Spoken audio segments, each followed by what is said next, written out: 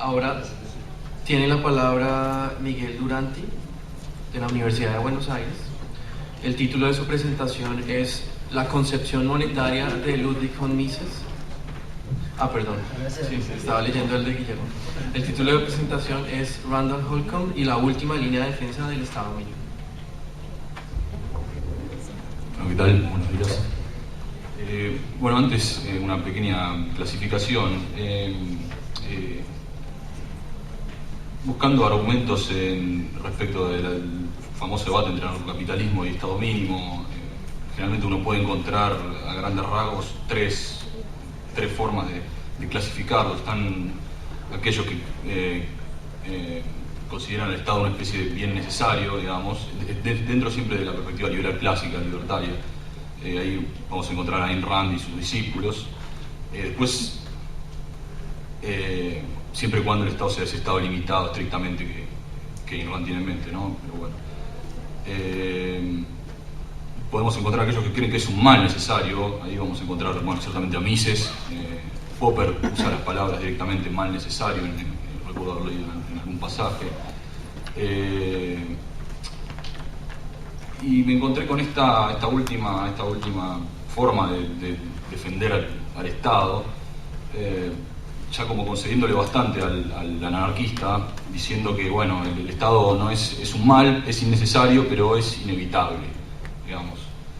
Y bueno, Randall Holcomb es justamente quien propone esta tesis, y quisiera por lo menos refutar ese argumento.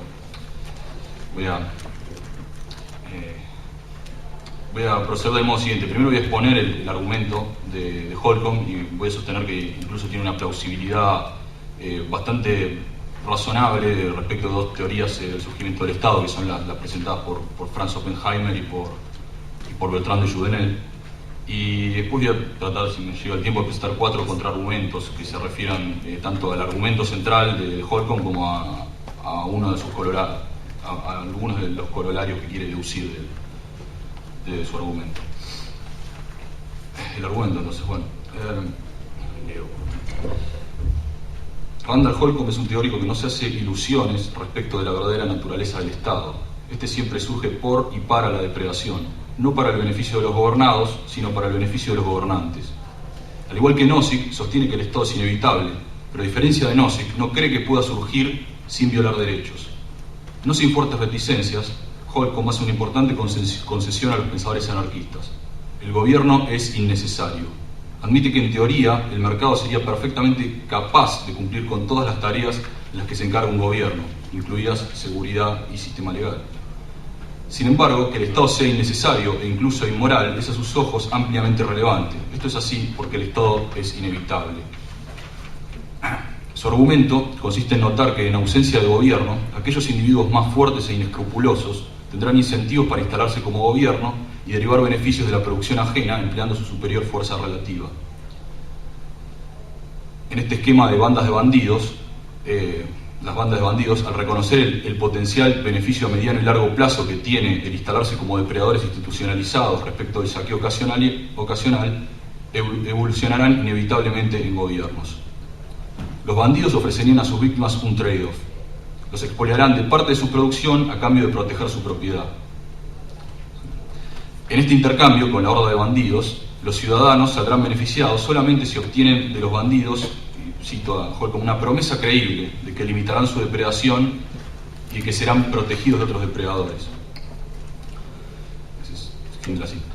La incapacidad de la anarquía para mantener alejados a los depredadores es pues un rasgo central de este argumento. El punto de Holcomb es notar que la estructura de incentivos juega siempre en contra de la anarquía. Esta es incapaz de mantener a raya a aquellos individuos que tanto desde afuera como desde adentro estén dispuestos a emplear la fuerza a su favor. Dado pues que el gobierno es inevitable, las personas tienen por su parte también un incentivo para instalar un gobierno de su propio diseño. Un gobierno preventivo, el cual sería menos depredador que el que se instalaría si se abstuvieran de actuar políticamente. Bueno, el atractivo descriptivo de este argumento es innegable. Después de todo, un sistema anarcocapitalista no existe en ningún lugar de la Tierra. La presencia del Estado parece ser un rasgo común a todas las sociedades en las cuales la división del trabajo ha alcanzado cierto mínimo. Por otro lado, no importa cuánto cambien las formas de organización política, el gobierno siempre parece arreglárselas para sobrevivir. El Estado parece en efecto como algo inevitable. Además, el argumento de Holcomb puede servir para dar cuenta de dos destacadas teorías del surgimiento histórico del Estado. La primera de estas teorías es la presentada por el sociólogo Franz Oppenheimer en su libro The State. Según esta visión, el Estado es el resultado de una conquista militar de un grupo sobre otro. En particular, se trata de la invasión de pastores nómadas sobre asentamientos establecidos por granjeros. Al principio, solo hay trifulcas fronterizas, pero en una segunda etapa fundamental, los pastores nómadas entienden que un campesino asesinado no puede seguir cultivando. Llegada a esta comprensión, dice Oppenheimer, cito: los asaltantes queman y matan solo en la medida necesaria para hacer cumplir un saludable respeto. El pastor se apropia ahora solo del excedente del campesino, es decir, deja al campesino su casa, su equipamiento y sus provisiones hasta la próxima cosecha. Fin de la cita. Esta etapa es fundamental porque aparecerían los primeros elementos de una ley consuetudinaria. Se trata de los rudimentos de un derecho público, para Oppenheimer. Cito de vuelta: el campesino obtiene entonces un semblante de derecho a las cosas necesarias, indispensables para la vida, de modo que viene a ser visto como malo matar a un hombre que no pone resistencia o despojarlo de todo. Fin de la cita. Y unas páginas más adelante, Oppenheimer concluye respecto de esta etapa: en esta segunda etapa de la formación de los estados, las bases, en lo esencial, han sido trazadas. No tiene nada que ver con las bases, ¿no? Ningún paso sucesivo puede ser comparado en importancia a la transición mediante la cual el oso se convierte en el cuidador de abejas. Fin de la cita. Esta primera versión de la génesis histórica del Estado se encuentra en perfecto acuerdo con el argumento elaborado por Holcomb.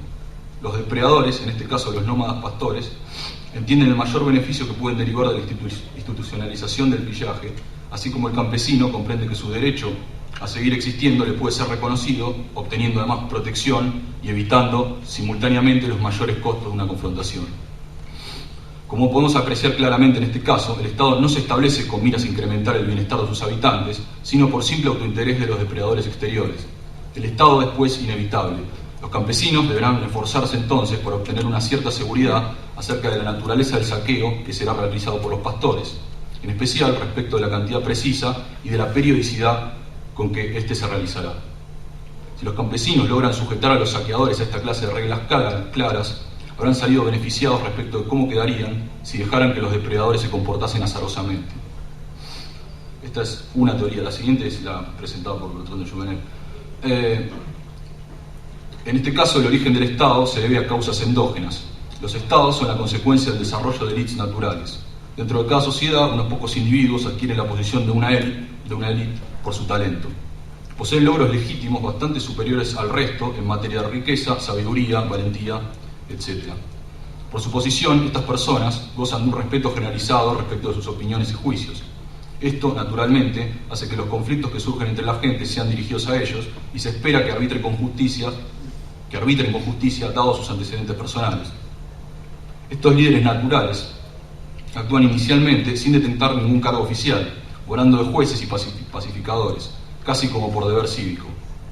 En esta teoría, el paso fundamental hacia la aparición del Estado es cuando algún miembro de esta élite voluntariamente reconocida consigue que todos los conflictos dentro de un territorio le sean adjudicados a él, impidiendo el surgimiento de competidores. Cuando las partes en conflicto ya no pueden escoger un juez distinto, entonces puede decirse que el Estado ha surgido. Como vemos en esta concepción, también puede pensarse que el Estado es inevitable. De hecho, surge a partir de interacciones de mercado naturales, de un modo bastante parecido a la imaginada por Nozick. Incluso en este caso, podría ser el interés por el bienestar de su semejante lo que mueve al juez natural a monopolizar la resolución de conflictos dentro de un determinado territorio. Lo hago por su bien, ¿no? Sin embargo, no es necesario que así lo sea, y es muy posible, como sostiene Holcomb, que nunca haya existido semejante altruismo como motivación para la instauración de un Estado. Bueno, ahora me gustaría señalar los problemas del argumento móvil. Más allá de la plausibilidad inicial que este argumento puede tener, tanto a nivel descriptivo como a nivel de las consecuencias normativas que se pretenden extraer de él, pueden identificarse, sin embargo, una serie de problemas que pondrían en duda la presunta inevitabilidad del Estado. Separé el análisis en cuestiones de incentivos y cuestiones de preferencias, ¿no? Comenzamos por los incentivos. Asumiendo que es cierta la idea de Holcomb de que la anarquía forzosamente ha de ceder porque hay incentivos que hacen que el Estado sea inevitable, entonces esas mismas razones se aplican con más fuerza aún al surgimiento de un gobierno limitado. Dos autores, Leeson y Stringham, Peter Leeson y Edward Stringham, dicen que Holcomb es demasiado optimista respecto al gobierno. En primer lugar, sí es cierto que el gobierno se instala por la fuerza y primariamente para avanzar los intereses de aquellos que la ejercen, que es lo que sostiene Holcomb. ¿Cómo es posible que las víctimas de los depredadores puedan intervenir en el diseño del gobierno de modo que puedan extraer lo que Holcomb denomina una promesa creíble respecto a limitar fuertemente su depredación? La capacidad de los depredadores de establecer el gobierno de modo prácticamente unilateral debe hacernos dudar que lo que obtendríamos inicialmente pueda parecerse a un gobierno limitado. Holcomb replicaría que es justamente por este motivo que las personas deben involucrarse en el diseño del gobierno. Deben, en otras palabras, poseer una inclinación a tener demandas libertarias y a tratar de extraérselas a los depredadores. Pero esto implica un cambio no explicitado en la focalización del problema. Holcomb desplaza su atención hacia las ideas y preferencias de las personas respecto a concentrarse solamente en la estructura de incentivos. Como Leeson y Stringham han señalado, si las personas pueden unirse para crear el Estado mínimo porque comparten una ideología que las aglutina, también pueden juntarse para sostener una anarquía ordenada. En segundo lugar, bastante se ha dicho en la literatura anarcocapitalista sobre la imposibilidad razonable de mantener limitado al gobierno. Supongamos resuelto el problema anterior y que en efecto pudiéramos obtener de los depredadores por compromiso ideológico y acción política de la gente un Estado mínimo como situación inicial. Aún así, los mismos incentivos que animaban a los fuertes e inescrupulosos a instaurar el Estado seguirían actuando, erosionando progresivamente los límites impuestos. De modo que si nos atenemos únicamente a los incentivos, es pues inevitable que el Estado mínimo degenere en un Estado más amplio. Solo un compromiso ideológico, una masa crítica de gente y una vigilancia permanente pueden mantener mínimo al Estado mínimo. Esto implicaría nuevamente el pasar a focalizarse en las preferencias de las personas. Sin embargo, todo el punto del argumento de Holcomb contra la anarquía parece ser que los incentivos vencen siempre a las preferencias. Recordemos que para Holcomb, aun si la anarquía fuera deseable, esta no es mínimamente sostenible en el tiempo porque se quiebra desde adentro por los incentivos que pone en marcha. Pero si los incentivos vencen siempre a las preferencias bajo la anarquía, ¿por qué habrían de dejar de hacerlo bajo el Estado mínimo? O bien las preferencias se imponen en el caso de mantener el Estado mínimo, y en ese caso no es claro, como ya hemos dicho, por qué no podrían hacerlo para el caso de sostener y vigilar una anarquía ordenada, o bien no lo hace, y entonces el argumento de Holcomb prueba demasiado. Probaría, como creen los anarquistas, que es imposible mantener limitado el gobierno. Probaría incluso que el más totalitario de los gobiernos es inevitable.